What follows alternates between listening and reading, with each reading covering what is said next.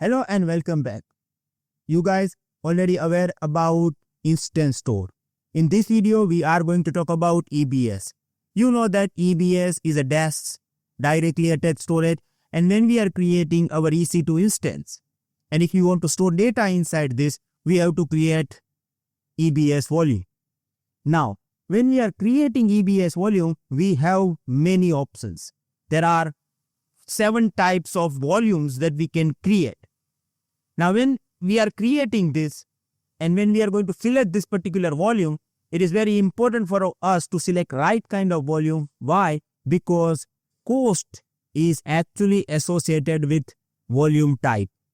If you are going to select wrong volume type, you are going to pay more money and you are getting less performance.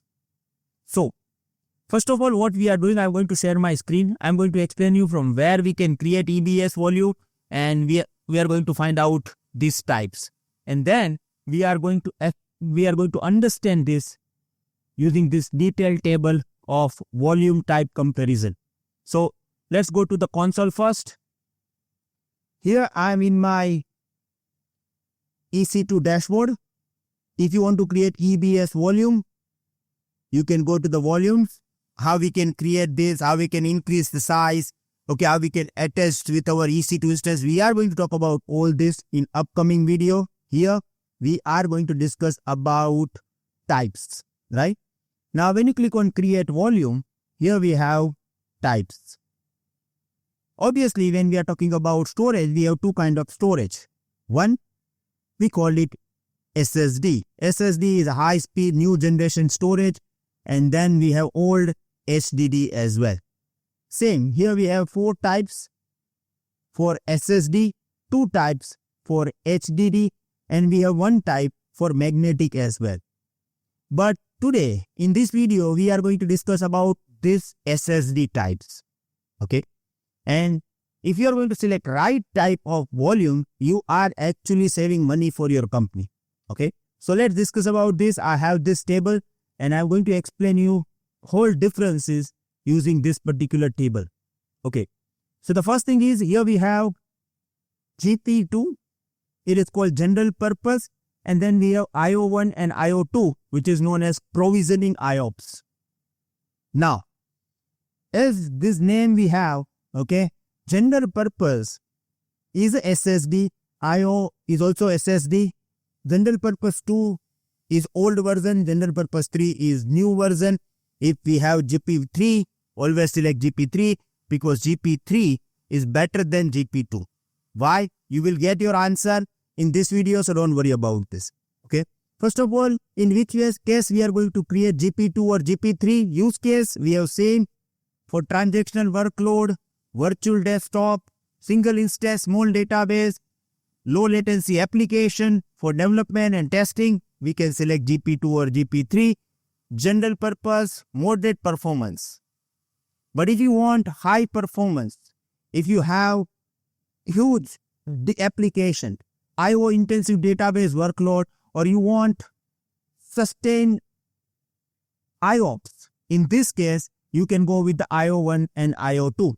io2 is the latest version, and I always recommend to go with the io2 because it is having more advantages. Now, let's talk about volume size. When you are going to create EBS volume, you have to provide size. Minimum size we have is 1 GB to 16 terabits. Here we have 1 GB to 16 terabits. Here we have 4 GB to 16 terabits maximum. Now, you may be confused over here that what is this TIB? See, instead of TB, here we have terabits. It is called terabits. Okay. So what is the difference? Difference is very normal. See, when we are saying that 1000 kilobytes equal to 1 megabytes, right?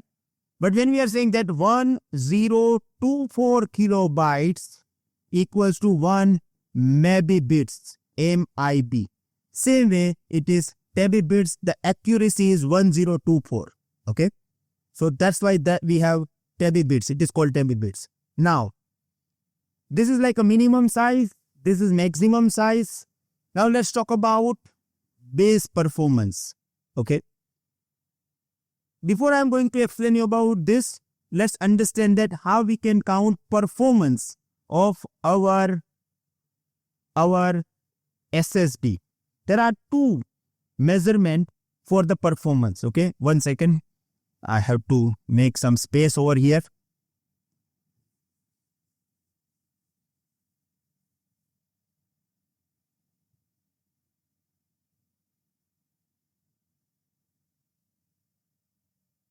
Okay. See, when we are talking about performance, we have two measurements for the performance. The first, we call it IOPS. Okay. IOPS means input output per second. So for example, if I have one SSD having 1000 IOPS, okay, 1000 IOPS means my SSD can handle 1000 input output request per second. Suppose if I have another SSD which is actually having 2000 IOPS, means it can handle 2000 input output requests per second. It means it is a better. So how we can count performance of our SSD? The first measurement we have is IOPS. Better number of IOPS, better performance. The second option we have, we call it throughput. Okay. Now throughput is all about data, and throughput will provide you more accurate detail about the performance. Okay. So for example, if I'm saying that my hard disk SSD can able to handle 1000 IOPS, but what about the size of data? How much data it can handle at a time? So when we are talking about throughput, okay, look at this. Here we have 250 megabits. It means within a second, it can able to handle 250 megabits. Again, better numbers, better performance, and here we have related the data, so we will get accurate result and we can find out better performance using throughput. So basically, when we are going to purchase hard SSD, we are considering both IOPS and throughput. More IOPS, better performance, more throughput, better performance, but consider both. Okay. Now, let's go back to our main topic.